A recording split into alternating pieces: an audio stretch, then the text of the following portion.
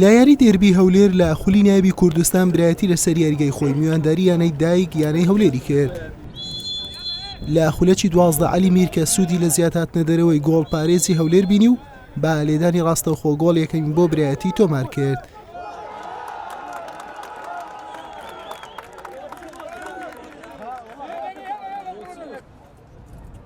برایەتی خاوەن یاریگا لە نیوە یەکەم باشتر دەردەکەوت و تا ڕادەیەک تاگلایەنە یاریەکەی لە بەرژەوەندی خۆی کۆنتڕۆڵ کردبوو. با هێرشا یەک لە دوای یەکەکانی با دوای گۆڵی دووەمیشدا دەگەڕا. هەولێریش وەڵامێکی جددی پێ نەبوو.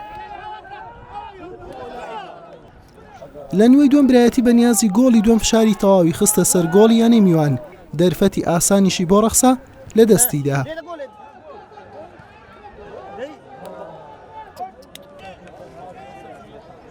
لە خولەکی 68 زەید مەغدی دوای وەرگرتنی کارتی زەردی دووەم بە کارتی سوور لە یانەی هەولێر کرایە دەرەوە. لە خولەکی 72 برایەتی لە ڕێگەی ناسر عومەر گۆڵی دووەمیشی زیاد کرد.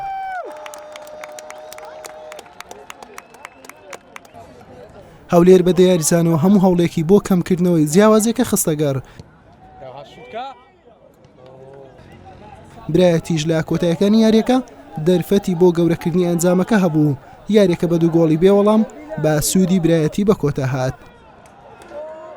شکر بۆ خوددا ئەوڕۆ یاریەکی زۆر باشمان کرد.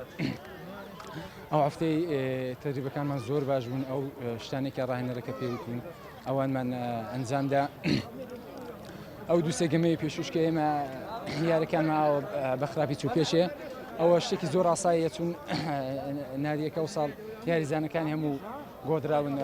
من ڕازی نیمە لە یاریزانەکانمان بەڕاستی ئێمە چەند ڕۆژێکە ئیش لەسەر و کەم و کوڕیانی ناو یاریگا کە ڕوو دەداتن دەیکەین، بەڵام دیسان دووبارە بەوە مەسەڵەن ئەوە لەلایەن گۆلسیەوە لەلایەن یاریزانەوە ئەمە کێشەی گەورەمان ڕاست ئێمە لاومان هەیە. بەڕاستی لاوەکانمان کەم خیبرەنە، بەڵام گەورەکانمان زیاتر هەڵە دەکەن. بەڕاستی گەورەکان ئەوە بوون یەک لە گەورەکانە کە تیپەکەمان تەڕدی وەرگرت. بەمەنجامە پاڵەوانی وەرزی ڕابردوو دوای 5 یاری با یەکەم سەرکەوتن ئاشنا بوو. با 5 خاڵ چەند خانەیەک لە ڕیزبەندی چوە پێشەوە. هەولێریش بە 4 خاڵ پاشەکشەی کرد بۆ خانەکانی کۆتایی ڕیزبەندی. حوسێن محەممەد کەناڵی ئاسمانی پێیام هەولێر.